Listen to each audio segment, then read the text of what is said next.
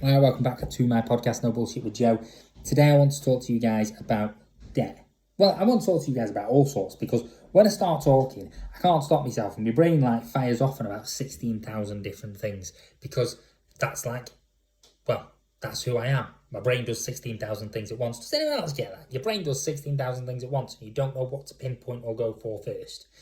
So we're just going to roll with it. This video is about debt, or podcast is about debt, but we're just going to roll with it. By the way, if you are listening to this, I currently look like Boris Johnson.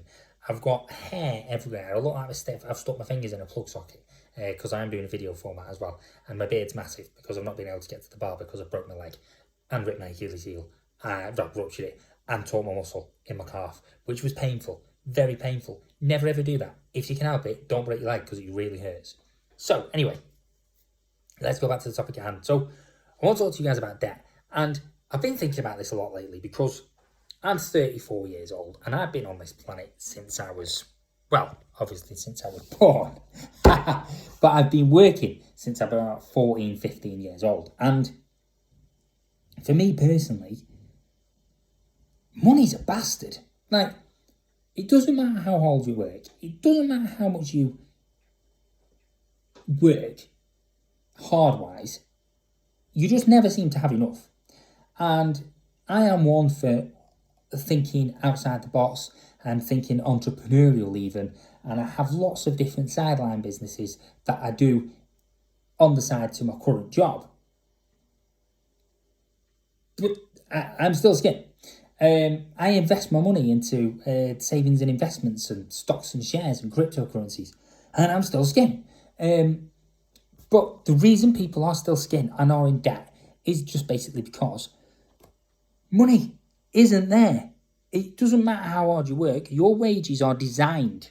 To last you enough to get you food in the house. This is if you budget properly as well, by the way. The wages are designed to last you enough to get you food in the house, to get you rent and gas and electricity and all your household bills paid, to then be able to just survive and be a slave to the system, paycheck to paycheck to paycheck to paycheck. And it's so wrong, but it's so right in what I'm saying. I mean, it's wrong because it's disgusting what they do, but what I'm saying is that's what they do. Think about it. If we go from school, you're programmed from being a young child that what you will do is you will get up in the morning and you will get ready and you will go to a place of schooling and you'll be taught certain things that we never use when we're adults, like algebraic fractions, and you'll never have a calculator on you when you're older, when we all do have phones. And my daughters are still being taught the same shit now that I was taught 16 years ago. And then you get older, and I thought to myself, by the time I'm 30, I'll, have the financial abundance that I need. And I haven't yet got there. I mean, I will. But debt and money it's such a massive issue because you're designed to be poor. The system is designed to keep people stuck and to keep people paying into it.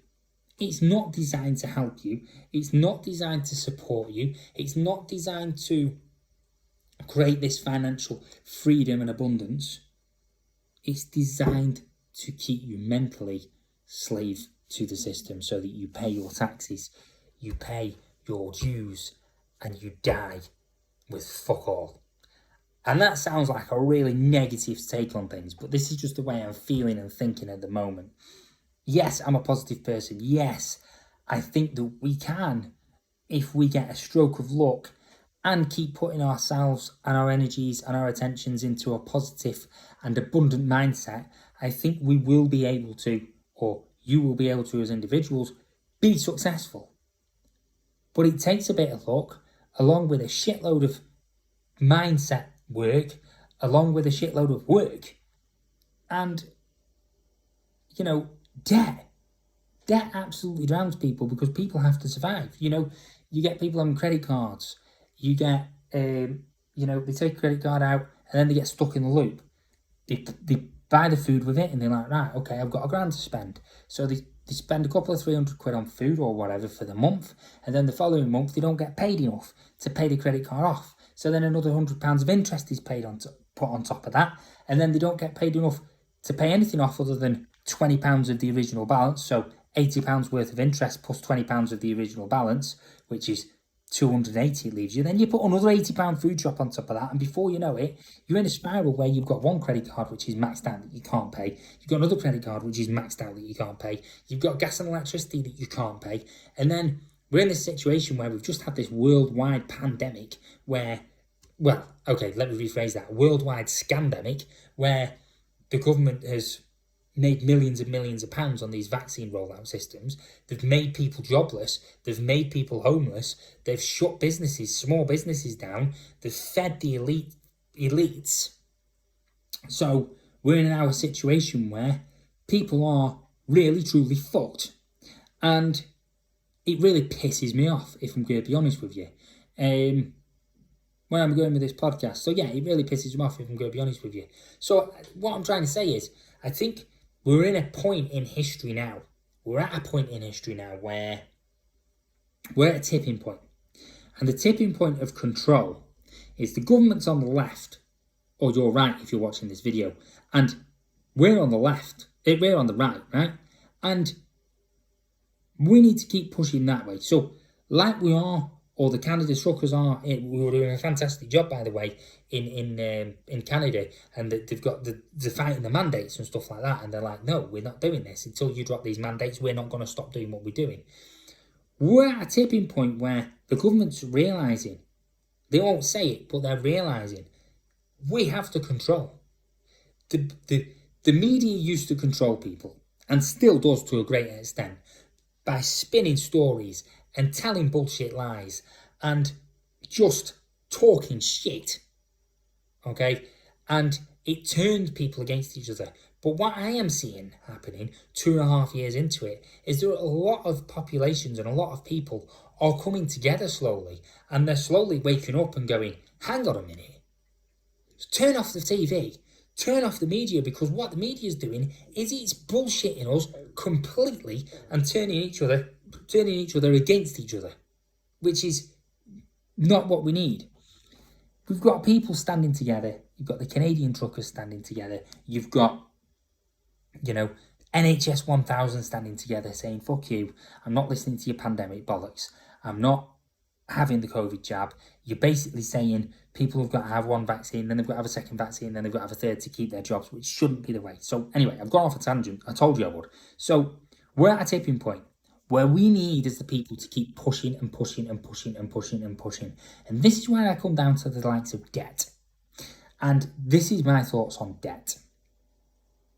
If enough people came together and went, right, we're not paying. Like, I'm not talking about when you've borrowed money to pull you out of a tight spot. I'm talking about money in general. So I'm talking about unfair tax prices, unfair gas and electricity prices. If enough people turned around and went, nope, we're not paying ridiculous amounts on gas and electricity. What we will do is we'll pay £50 a month or £100 a month, right, for gas and electricity. And if worldwide, everyone, I know this sounds a bit far-fetched and a bit out there, but just stay with me for a minute. If worldwide, if everybody went, right, we're paying gas and electricity all together, we'll pay £100 a month and nothing more, the gas and electricity companies would be fucked. They would all go bust.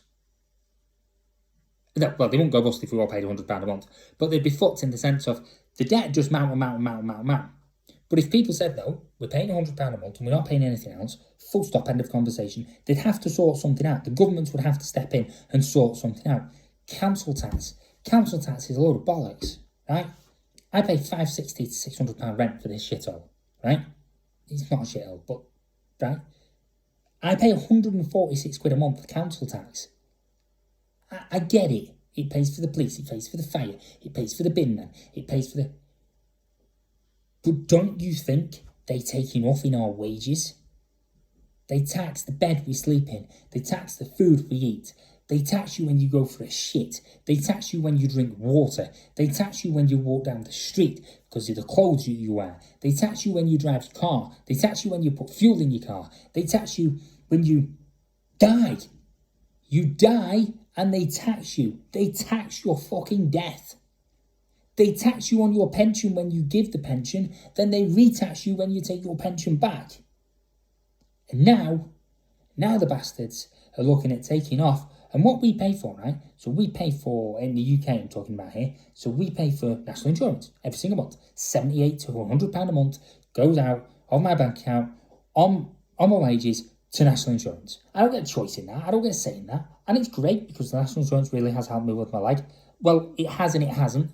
I mean, it has because it's there, but the doctors and nurses, because they seem that fed up and they're lovely people, but they just seem like they're that fed up, like they don't care. And I don't know whether anyone else has had that experience, but the doctors and nurses just seem not to give a fuck. And that's not their fault at all. I understand. This last 2 years has flogged them to fucking death. So I completely get it. But that's not a choice we have. But now, good old Bojo, good old bloody dickhead Bojo, he's now talking about,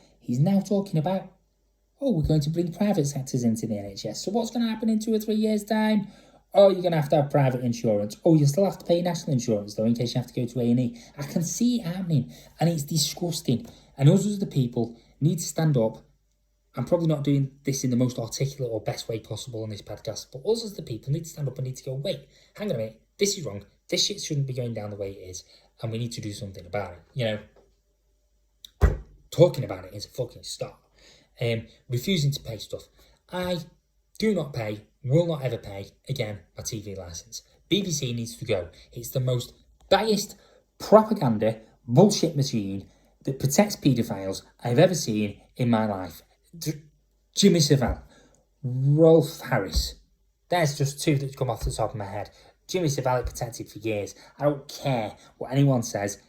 Someone in there knew about Jimmy Savile. The people, Jimmy Savile, he's been warned. People have been taught, and I've seen, can't get my words out. I've seen people talk about how they knew about Jimmy Savile and how they said about Jimmy Savile, but no one said anything about him molesting kids because he brought in too much money for the BBC, and boom, boom, bash, there it was. So that needs to go. That's a system that's corrupt and completely broke. The government needs a complete and utter overhaul because that's a system that is completely and utterly broke, fucked, not needed anymore, needs to go. Simple as that. It needs to be revamped by people who actually give a shit. In the government, there should be people like us who are at the lower level, who work for our money to be able to put food on our table.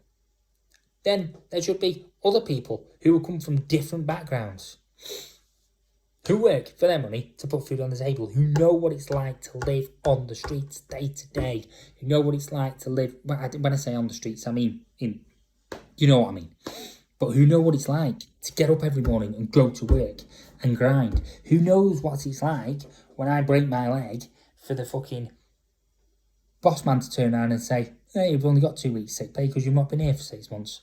Then I have to use my holidays. Totally cool with that because he's been brilliant in helping me. But at the end of the day, if I didn't have them holidays, I won't be getting paid this month. Next month and the month after, it's going to be what it is. I'll sort something out. But what I'm trying to say is, this situation, you should never be in a situation where you've not got enough money to pay bills. Statutory sick pay off the government is 98 quid a week. Who the fuck made that decision? 98 quid a week. 98 quid a week. The government expects you to survive off £98 a week when they're getting thousands upon thousands upon thousands upon thousands of pounds a month. And then they've got the backhand deals with the Pfizer and the Moderna and all of the different shady little vaccine rollouts they've got. Take your booster, do this, do that, do the other. So yeah, referring back to debt. TV licence, not paying it, won't pay it, refuse to pay it. We got a parking ticket the other day, not a council parking ticket, one of them fucking snappy parking tickets. So I rung up, I was like, following Martin Lewis's advice, I rung him up and I said, we're not paying it. Because I ignored him at first. The charge was 60 quid. I was like, I'm not paying 60 quid for fucking a parking ticket. from a private firm. And then they sent us another letter saying it's gone up to 160 quid. So I rung him up. I was like, yeah, I'm not paying it, mate. And he was like, well, we're going to take you to court. And I was like, well, I'm following Martin Lewis's advice. And he was like, oh, right, okay, bye then, and hung up. So, you know, I just got a letter the other day saying, we're still thinking about taking you to court. Last time they prosecuted someone was in 2015, so we'll see how that hands out. But what I'm saying is, these private farking firms that charging 60, 70, 80, 90, 100 quid wouldn't exist if everyone grew a pair of balls, turned around and said, fuck you, we're not paying. We're not doing it. Simple as that. Council tax. They take enough tax off us. Road tax. Council tax. That's another tax upon the taxes that we already pay. It's, you know, we pay all these taxes, yet when my leg's fucked and I go and look on the government website, it's 98 quid a week. Oh yes, Mr. Williamson, you've given us £500 to £600 a month out of your wages in taxes for the last 30 years. Well, for the last 17, 18 years. Yes, Mr. Williamson, we'll give you £98 a week. Wow. My fucking money. All you're doing is giving me my money back. You're not doing me a favour, and you're not giving me enough. So yeah, I get it. I get that if the system wasn't designed the way it was designed, then there won't be anyone to work in the shops and there won't be anyone to do the other jobs that are lower paid. But I think we can stretch as a world to paying people a little bit better in 2022, to paying people a little bit better than what they're getting paid, when the fat cats at the top are getting the cream off the top and they're getting everything. They're getting loads of shit, you know, and they're screwing us over for it. Us as a taxpayer, us as the working class people, are having to pay for it again. We're having to pay back into the system again. Well, I lived through the recession. Who else lived through the recession? Anyone who's sort of 1988, well, it wasn't that many years ago. What was it? 20... What are we in now? So what, 2008, 2009? So it was only, 10, 11, 12, 13 years ago we lived through the recession here. I remember I'm a bricklayer by trade, and I was working on building sites. Building sites was one of the worst here, and I worked for 5 different companies, and 3 of them were massive companies. Not as big as Jones Homes, but they were big enough, right? Because obviously Jones Homes survived. But I bunny hopped from company to company. Doing my apprenticeship, I went from one company to another company, because everyone I worked for went bust. Because they couldn't sustain. They weren't selling houses because no one had any money. There was no movement of money. Was that our fault as the people? No, that was the bank's fault. That was the bank's fault for giving too much money out there and then sending themselves into bankruptcy. But then who had to bail them out? We had to bail them out. But if I was to get bailed out of my bank, I'd get a loan. Let's say they gave me £100,000 loan. I'd have to pay £25,000 to £30,000 back on top of the original loan in interest for them to make a profit. And I'd be paying that for the next 30, 40 years of my life. That's why I refuse, even if my credit history is good enough, that's why I completely refuse to get a mortgage or anything like that, because, well, I want to live on a boat, but that's a different story.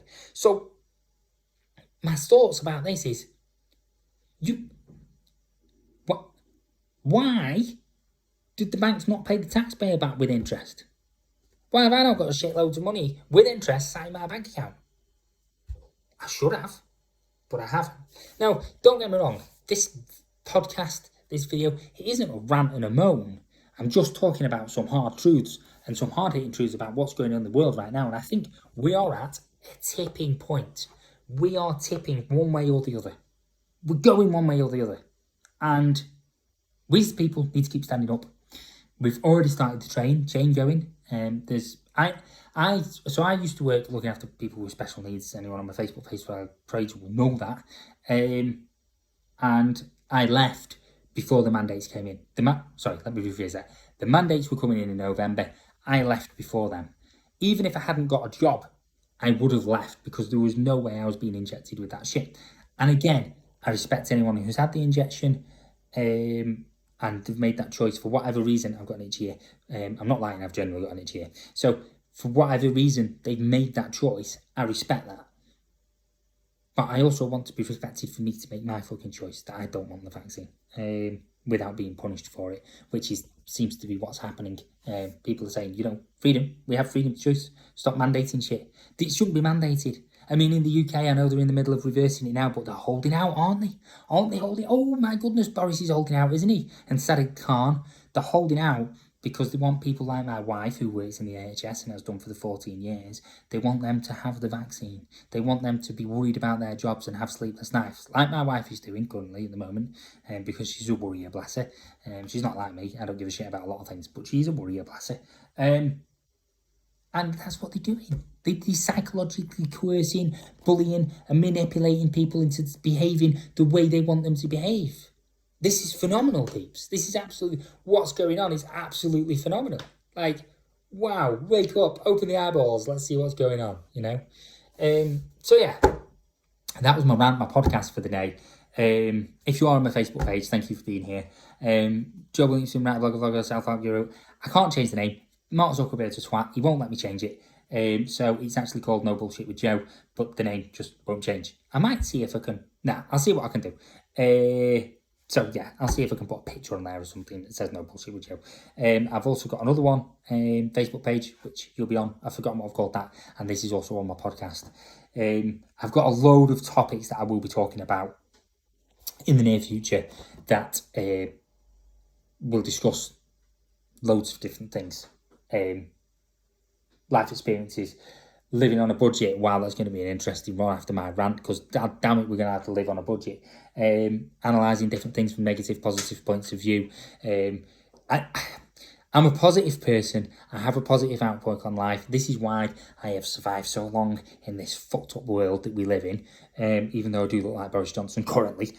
But this is a massive, massive, huge, ginormous, big fuck off but. I am having to also be a little bit real. Like, shit's going south. Shit's going down. And what the hell? You know, this is the world that we're living in. Wow. It's one of them things, isn't it? A bit like Jim Carrey. I don't know where they're coming. You know, sex life. That was another one we were talking about. Dating advice. Dating advice. I want to talk about dating advice, but we're talking about, like, dating in general. I don't always say advice, because I'm not going to give advice.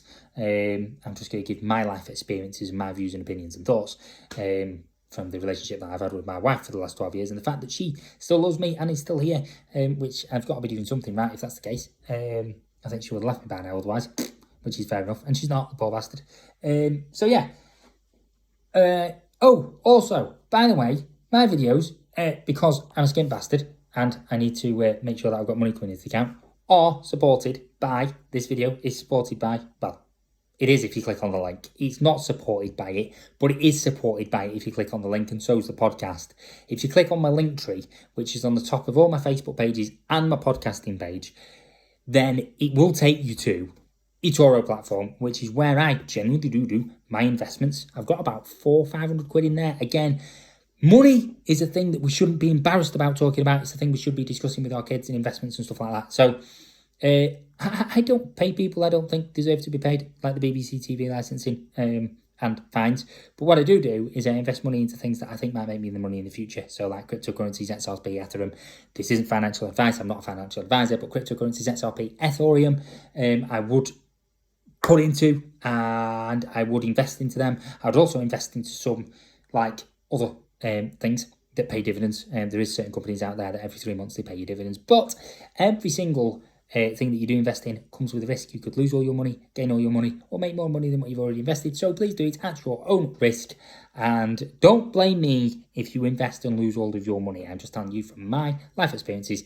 I've been investing with eToro now for over a year, hence the reason that I am now advertising them, because I've used them on a regular basis, unlike a lot of YouTubers who are like, hey, look at this product.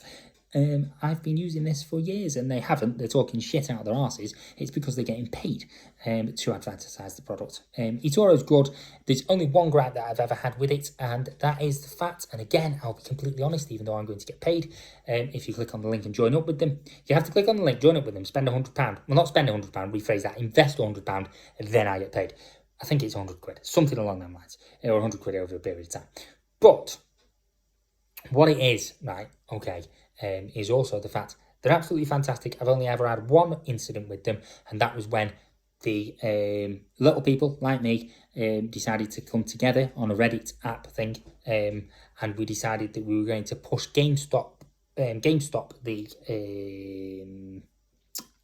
what's it called? Oh my God, what's it called?